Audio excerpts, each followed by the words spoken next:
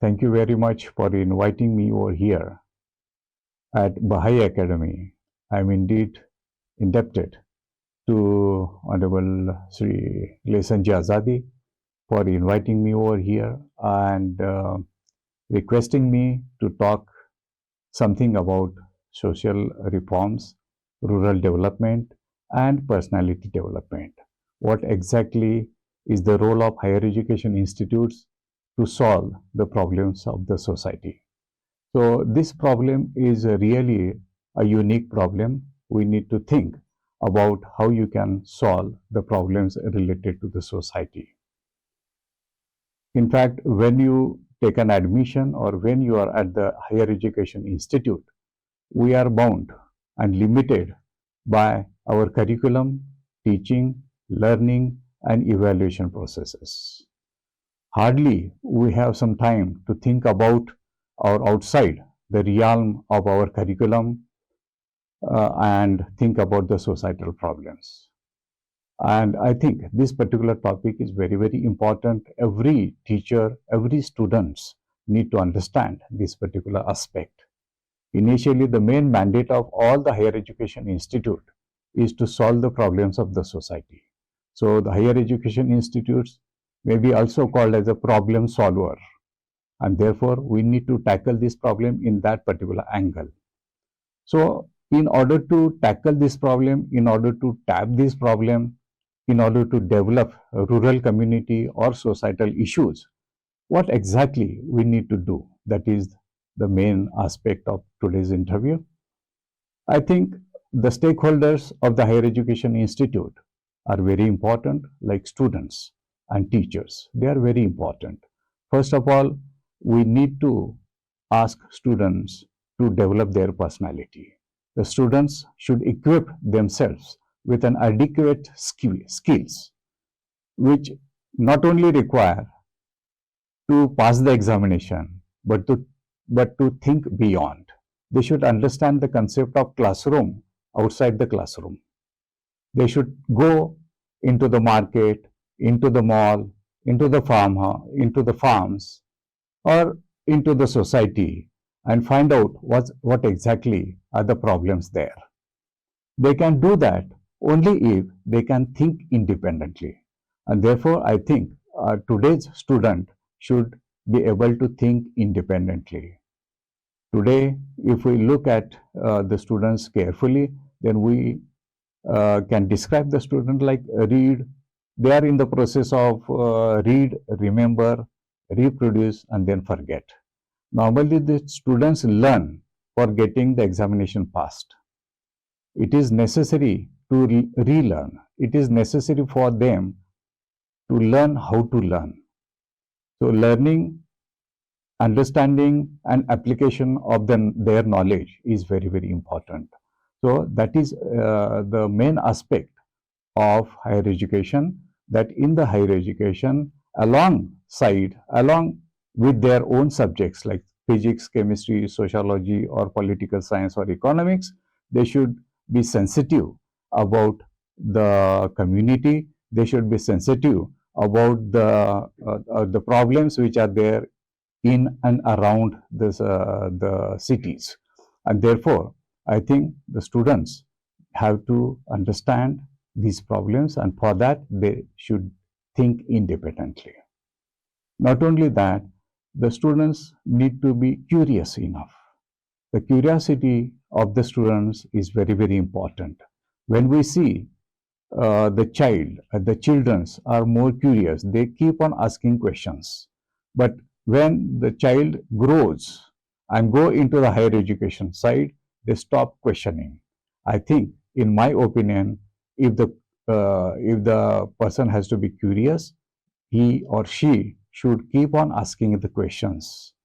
The questions will arise only if they understand the situation. If they don't understand the situation, if they listen to you just physically, then they will not create any questions. They don't have any questions for that. And therefore, I think asking question is very, very important. And through that particular habit of asking question, they can inculcate curiosity in them. So curiosity is very important precursor for creativity. If there is no curiosity, they cannot create anything. So today, in today's world, I think the students need to understand that if they are curious, they can create something. If they can create something, they can innovate something. And if they can innovate something, then they can do something better in the world. In the country, we know our country has been leveraged with the factor which is called as a demographic dividend. Most of the youngsters are there in our country. We need to ignite their mind. We need to channelize their energy so that this demographic dividend can be leveraged and we can reap the fruits out of it. Otherwise, this demographic dividend can become demographic disaster. And therefore, we need to sensitize the students. We need to spread awareness amongst the students and make them sensitive about all these problems. And they may solve the problems only if they are curious, they can think independently, and they can innovate something which is not known to us. So only the researchers we have seen in the world, most of the researchers, they think they think independently, and therefore they create something. They think out of box, so therefore they create. And when the country who innovate and create something is economically very powerful. Their economic strength is very good. And therefore, today we need people who can innovate, and therefore our country's economy will be strengthened. So today's youth may be called as the growth engines of our economy. And therefore their personality development is very, very important. They need to see and imbibe and inculcate the 21st century skills. Skills are very important, and through all the culmination of the skills, curiosity, creativity, then if we send them to the society, they may be able to find out the problems that are there in the society. If you see the society, which is definitely, it is a heterogeneous society. There are children, there are women, there are youngsters, there are senior citizens. So the problems in these different domains are different. And therefore, first of all, we need to jot down, we need to find out what exactly are the problems they are there in the society, and what best we can do with our current knowledge. If suppose I am a student of a science, can you adopt some scientific principles to find out the solutions to their problems? If we find out some of the problems related to their crops or toxic effects of say fertilizers or pesticides, and then if the chemistry student can work on that particular thing, AGPM, that is agrochemical and pest management students, can also think about those problems and what are those problems and how best I can solve those problems at low cost. So these are some of the aspects I think our students need to learn. That is very important. Nowadays, I think it is now facilitated. This particular procedure will be facilitated through National Education Policy 2020. Earlier to that, there were no credits given to such extracurricular or co-curricular activities. But this new National Credit Framework describes that we can give credits to co-curricular and extracurricular activities. If the students take part into the activities like NSS, National Service Scheme, they can go and visit the villages and they can work for the village, but they won't get any credits earlier. But today, I mean, because of the implementation of NEP 2020, they can work and they can get the credits, and that those credits are reflected on their mark sheets also. So whenever they go out and seek job outside, and when the person sees the mark sheet, they can find out that the person has got very good marks, as well as he has worked in the society, he has worked in the NSS, he has served the society. that particular additional angle may increase the possibility and probability of his selection in that particular company. So these are some of the aspects which are like a win-win situation. This personality development of the student is a lifelong process, a lifelong journey that students need to understand. So suppose I am now of the age of 58, still I am learning. Even the big scientist of the millennium, who is called as Albert Einstein, was saying that I am still learning, I am still the student of physics. So that needs to be understood. So all the teachers are teachers, but they also need to learn, and they also can equip themselves with the existing knowledge, because as we know, the world is changing at a very fast rate. Therefore, knowledge landscape is changing. And therefore, if you see the situation outside the world, then you can see that the routine jobs will be vanished. The skilled jobs will be replaced by AI, that is artificial intelligence. And therefore, the students need to see and do the jobs in the new domains.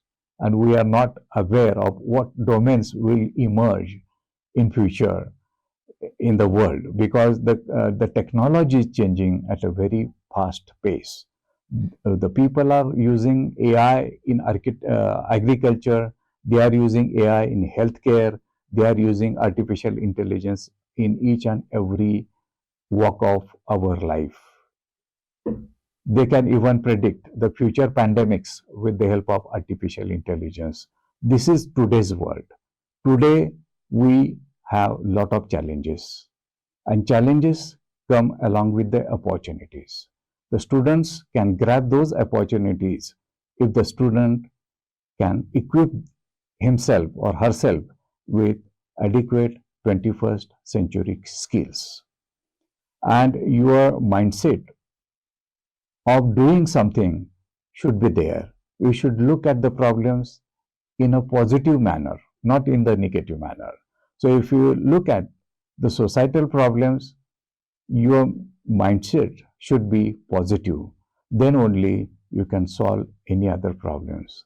We are not aware of our potential before we take any decisions. We need to take decisions to solve the problems. And then your hidden potential will be exploited. You will get a new opportunity to reinvent yourself and see what exactly are hidden inside you, what exactly are the intelligent side of yourself. And that is possible only if you keep very high goal, probably unreachable goal. Because if the goal is small, you will be able to accomplish that particular goal very soon, without putting much of efforts. And therefore, most of the students need to keep high goals in their life.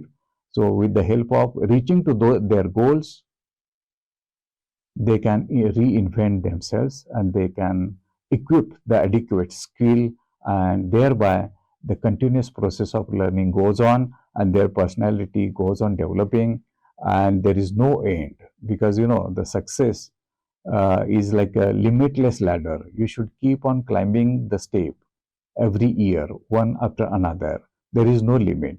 So keep on doing that particular exercise in your life. Be humble, and you should be determined. Dedication, determination, devotion, and discipline are very, very important in your life. And I think if you have some of these precursors, our society can be revived properly, increase the capacity building of the society, and society will get benefit because of your intelligence, because of your cleverness, and because of the solutions that you give. So most of the solutions that we give, because I am also a scientist, and we are working on the nano fertilizers. The fertilizers that today farmers are using in the field are excessive. They are using it in excessive amount, and the excessive amount goes into the rivers and the soil. Soil gets polluted, rivers get polluted, even air is getting polluted. And these problems are current problems that we need to save our planet also. Because of this pollution, lot of other problems crop up, health problems crop up. And therefore, we need to find out the solution through your research. If you are a researcher, you can find out that particular solution. You can find out solution for the particular problem. So by using the small amount of fertilizers, you can get the same amount of effect of the fertilizers and yield on the growth. So this is one of the aspect, and this is one of the solution that we have suggested, and we are working on that. Another problem is a wastage problem. Most of the households, most of the institutes, most of the markets we have seen, lot of things have been wasted. Paper waste, plastic waste, food waste, agro waste, textile waste, biomedical waste, lot of waste we dump into the landfills. And another important issue is how to circulate that particular thing. How to that particular economy has been coined into a new term called as circular economy. So the things that we are throwing out can be taken in, do some research, and can be upscaled. As we know, the cycle reduce, reuse, recycle. We need to slightly go beyond that and think about upcycling also. The price or the value of the end product is more than that of the initial product. That is called as the upcycling. We have carried out some of the experiments in our university. We are aware of the plastic waste, but we were not aware of the solution, how to come out with the solution of the plastic waste. But one fine morning, I told my students to undertake some of the experiments related to the plastic waste. They collected the plastic waste, they burned it into the closed atmosphere, and that particular vapors or the gases which are expelled from the plastic waste burning was treated at a high temperature in presence of some nanocatalyst, and we converted those vapors into a new material called as a graphene, which is more costlier than that of the gold. So you can start with the plastic and end up with the material which is more costlier than the gold. This is out of box idea. This is an innovative idea. We need many innovative ideas like this for the country like India, because the country has to be a superpower very soon. And if we really want to see the dream of Vikasit Bharat at 2047, we need to train our students. We need to nurture our students to undertake these challenges, which are not there in their curriculum, but they have to come up and do these innovative things for the betterment of our country, for the empowering our country, because the country can lead only if we start innovating. I think this particular message is very vital message, and all the students and teachers would take this message positively and take up your journey. Thank you very much, and wish you all the best for future endeavors. Thank you so much.